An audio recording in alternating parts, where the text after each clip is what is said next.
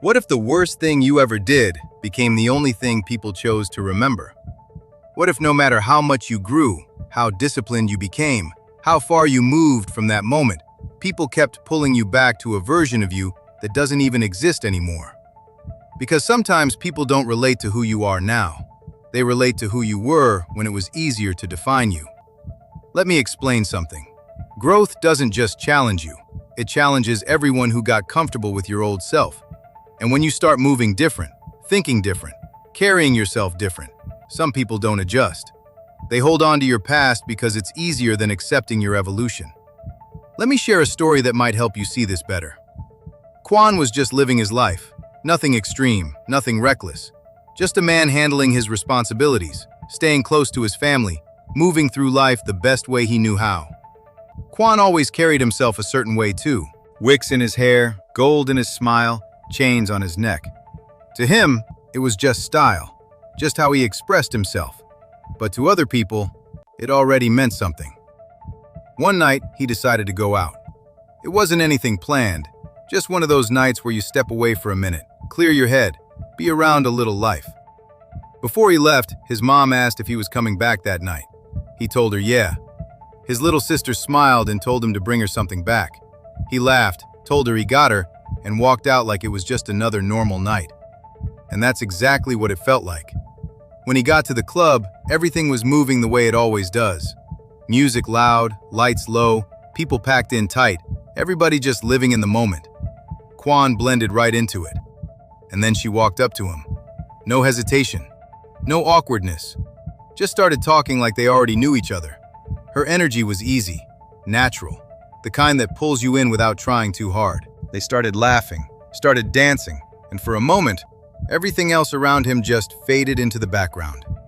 It felt light, simple, like one of those moments that don't seem important, but feel good while you're in them. Then something shifted. Quan saw it in her face first. Her expression changed. Her attention moved past him.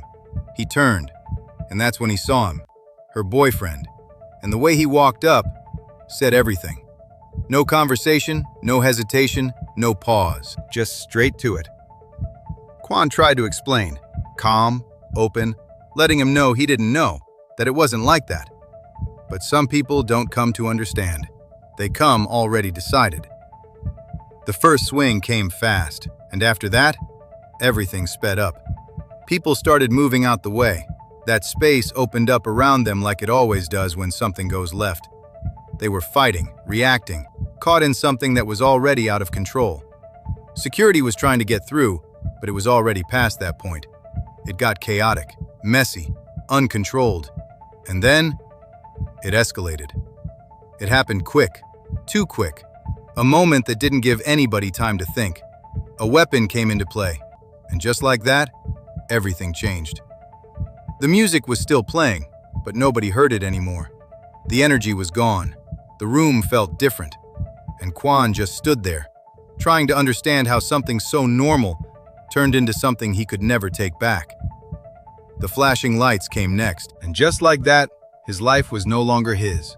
He was arrested, tried, sentenced to 20 years. And over time, his name stopped meaning who he was and started meaning what he did. In the streets, in the neighborhood, in the community, Quan became a story, a warning, somebody you don't play with. Not because people knew him, but because of what they heard. Years passed, and when he came home, people weren't meeting him for the first time.